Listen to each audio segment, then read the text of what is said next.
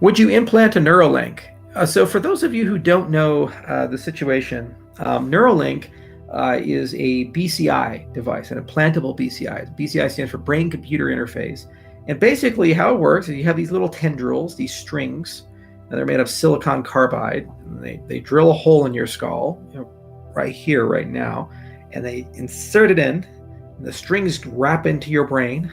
And they have a robot that does this with a neurosurgeon. And then those strings, by being really close to your neurons, can actually interface with them. So they can read signals from them, and you can even send electrical impulses to the neurons the same way the neurons fire. So it's like artificial neurons. Okay. Now the top of the Neuralink sits at the flush with the skull, and then your skin grows over it. And then what happens is that you can connect it to a charging pad, and then the device itself can transmit Wi-Fi through Bluetooth to your phone. So your phone can talk to the implant can talk to the phone. And what that means is that your phone can now understand your brain, and your brain can now understand your phone. That's a hypothesis. Now the problem with Bluetooth is it's too low powered. Doesn't have enough bandwidth to be able to sustain reasonable applications. However, that is enough to transmit motor information. So the first generation of the technology appears to be geared towards quadra and paraplegics.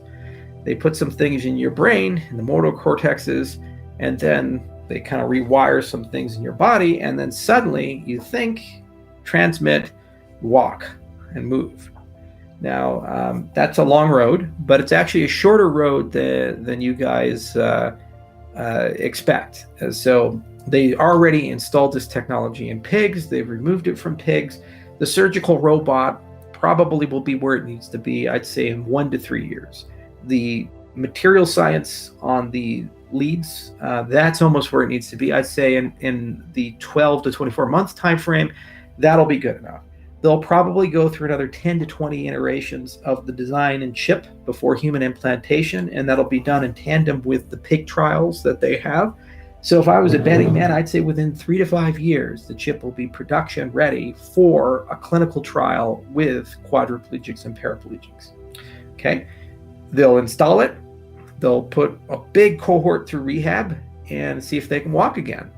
And if they can, the consumer confidence in the device will go to the fucking moon, because suddenly you have people who couldn't walk who can walk, and they're okay, and they're like using the device, and it's safe and it's great.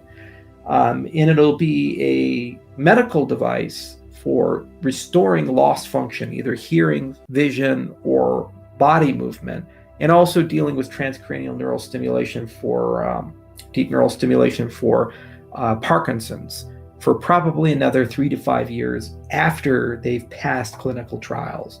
Then, generation 5, 10, somewhere in that range, there'll be an inflection point where the device goes from a medical implanted device to a cosmetic device, goes to a elective surgery.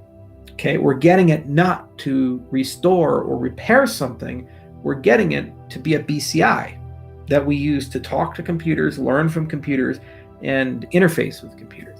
Now, you guys ask, well, what's the point of this? You say, well, here's the thing. I am communicating to you through speech. You see my lips moving, words come, and they get transmitted as digital signals, turn into analog, you hear them, and then your brain understands them. This is prone to ambiguity. This is prone to high signal to noise, high noise to signal. It's prone to all kinds of problems, okay? And transmitting complex concepts can take hours, days, weeks, months. For example, let's say you guys decide you want to be programmers. You want to be really rigorous in being programmers. So you buy Donald Knuth's book, The Art of Computer Programming. Okay, this is like the seminal text. And this is what Bill Gates read when he was a little kid.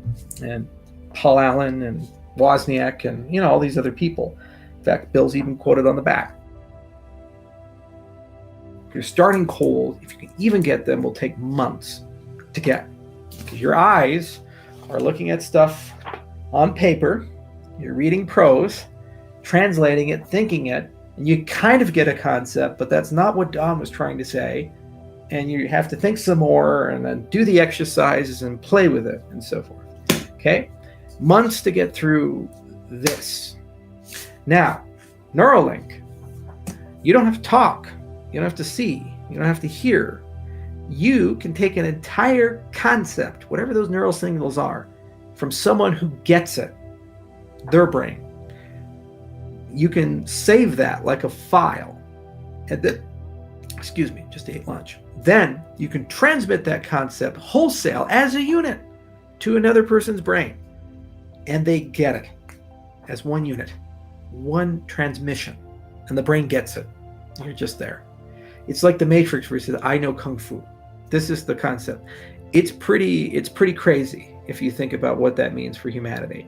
You can transmit emotions and concepts, history, events in perfect detail and clarity, dreams, whatever it might be, through one transmission medium, no longer speaking, no longer hearing, no longer thinking. Okay? That's probably the single greatest innovation in humankind, because we've never had the ability to communicate this way. Just look at what extending ourselves with a cell phone has done as a culture, being able to push that out. And what you can now accomplish now that you have something where you can communicate with people instantly and know always where you are and be able to take pictures and video. Used to be when I saw something crazy, I'd tell my parents, Mom, Dad, I saw a car hit another car, or I saw this thing happen, or whatever, when I was a kid. Now I see something crazy, I take a video, I take a picture, then I send it to them and they instantly receive it. And they don't receive my interpretation of it, they receive a visual interpretation and can interpret themselves. And then we can talk around that. So we have more depthful, sophisticated conversation.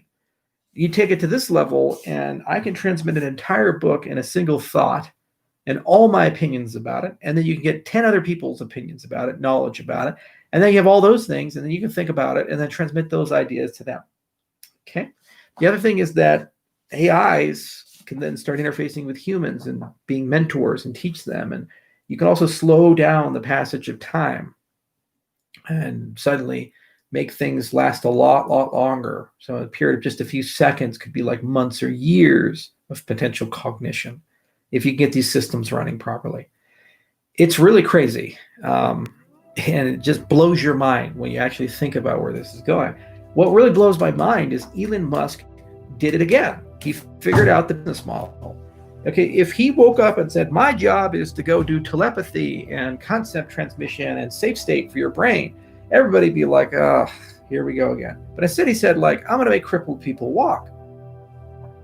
Okay, who can fight and oppose him for that? And it just so happens that the roadmap that he's following will result in that. Similarly, if you start with, we're going to go to Mars on a rocket, everybody thinks you're crazy. If you say, we're going to build reusable rockets and become the taxi for NASA at 1/10 the cost of the space shuttle, everybody's like, oh, that makes sense. It's evolution of technology. It's entrepreneurship. It's a new business model. Yeah. Just so happens that then builds the capabilities to go to Mars.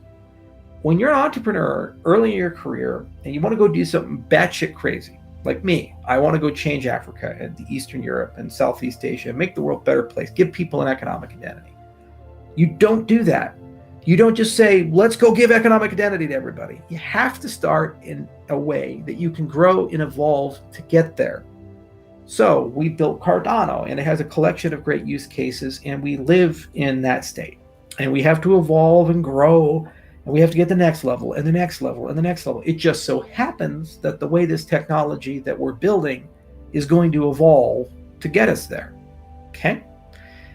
And it might take 20 years, and it might take 30 years. It's the same for Neuralink. They've been working on it for a few years, and they've gotten to a point where they're in pigs. 3 to 5 years, they'll be in people. 3 to 5 more years, they'll be in non-disabled people. 3 to 5 more years, they'll get to a point where the bandwidth is good enough, the software is good enough, all of these things, and then they'll be able to actually transmit concepts, not just turn on the lights and turn off the lights, play your favorite music, and et cetera, turn the computer on and off, think to unlock the door, et cetera, et cetera. Now, there are a lot of pairings that have to happen along the way. Miracles in antenna, better metamaterials, solid state antennas, all kinds of weird stuff has to happen to get there. Furthermore, I firmly believe that they're going about it the wrong way with a normal battery. I think they need to use a nuclear battery a nuclear diamond battery, because you never want to charge these things. You want to be a self-contained unit. And I also think it's a really bad idea to put all the transmission mechanics in the actual device itself. They should just have the wiring there, and then you put something on your head to be able to transmit and receive, because you want to be able to disable through a hardware level switch that capability. You don't want transmission built in, because then the implant can be hacked under certain conditions. And I think that they need to be very careful with the security side of things. And they probably won't be, because Elon is reckless in certain respects.